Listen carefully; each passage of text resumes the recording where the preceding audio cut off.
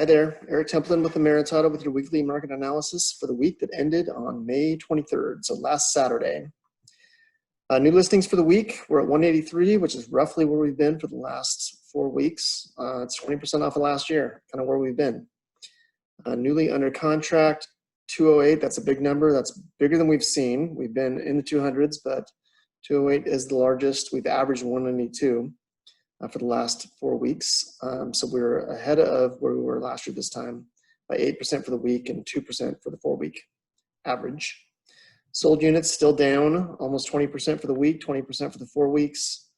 Roughly where we've been at 126 for 4 weeks. That's where we were last week.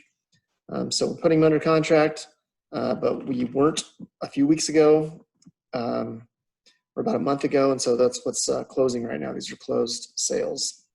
Terminations, 66 listings terminated, which is a little bit more than we've had for the last 4 weeks, but it's been up in that area during this COVID period.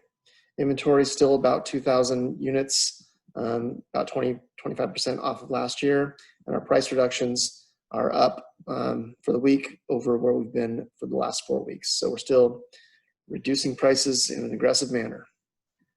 So I'm going to flip all the way down. This report is available to you from a rep at Maritata. So please ask for it if you're not getting it. It's got a bunch of cool graphs on it, but I'm going to go down to the very last one. This is new this week. Just tells everything in one shot. So basically, our COVID period is this gray box right here. This is 2020, 2019, the same period, 2018, the same period. So if we look at listings, that's the blue line here. And you go across that. Basically, when we entered into this period, we were about, let's see, this year, in that 180, 190 range. This year, still in the same range. And in 2020, same range. So we started in the same spot. Obviously, you're still looking at weeks that were not affected that make up this 4 week. This is all 4-week moving averages. So every data point is about a month, but it's in weekly increments. So you drop a week, you add a week, and it's the average for those 4 weeks on every data point. So it took a couple weeks anyway for the COVID weeks to catch up. And then obviously listings dropped off. We talked about that. They bounced back and they're about where they were when we started this, not quite as high as they were a couple weeks later. But if you look at a normal year, they're going up during this time. In fact, they're almost peaking at about this time. 2018 got to pretty much a high point. There was 2 high points. 2019, there was a high point about where we're at right now in late May. We did get one more point that was higher than that.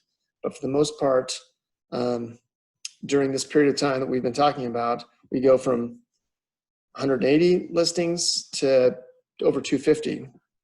Same thing here, about 180 to right around 250 about this point. So we dropped down, we've gotten back up to almost the 200 mark for the 4-week average, but we're not quite there. And so we've got a supply problem, obviously. The sold units or the closed sales is the orange. And I don't even think we really need to look at that because that's really just a reflection of what went under contract. So this gray bar, this gray line is what went under contract. They go under contract and then the orange follows. So say 10% drop off for sale fails. After that, they just close some period of time later, usually about 40 days later. So the orange is inconsequential. Sales are down right now, but that's just because what went under contract. That's the big story here. So just like listings, if you look across this line, when we started this whole thing off, what was going under contract is there, it's there, and it's there. So we actually were doing a little bit better this year than we had been in years past.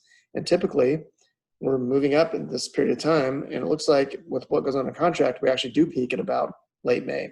So that was our high point in 2018. That was our high point in 2019.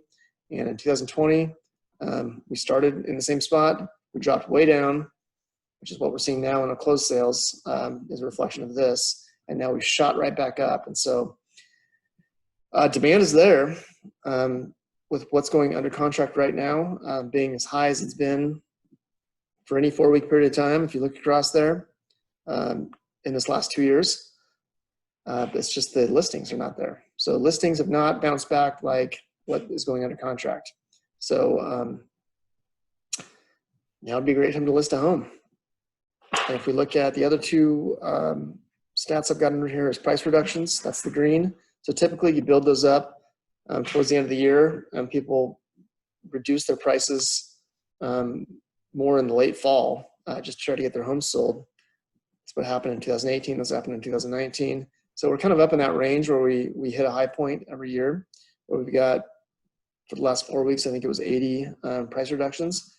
This tells me that that's not necessary, that really homes are going to sell just fine because there's just a lack of inventory out there. If you look at, as fast as we're listing them for the last 4 weeks, they're going under contract.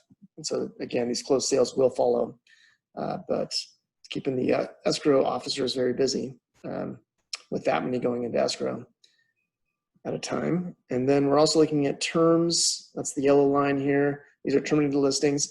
They're up. So we talked about that being up like 100%. Well, we're looking at this period of time where we're closer to 25 and now we're closer to 50. But if you look across here, it's not crazy. So for the last 4 weeks, on average, each week, 50 listings are being terminated or being expired or withdrawn. But you look across, it's not anything to get too concerned about. So I see price reductions happening that I don't think are necessary because we're not listing as fast as we're putting them on, or listing them, we're putting them on contract as fast as we're listing them. And so lots of demand, not a lot of supply. That's going to catch up with us. And we'll see it in the inventory numbers as soon as these start closing. So there you go. One snapshot. Things are looking pretty good out there in the Willamette Valley. So have a good week.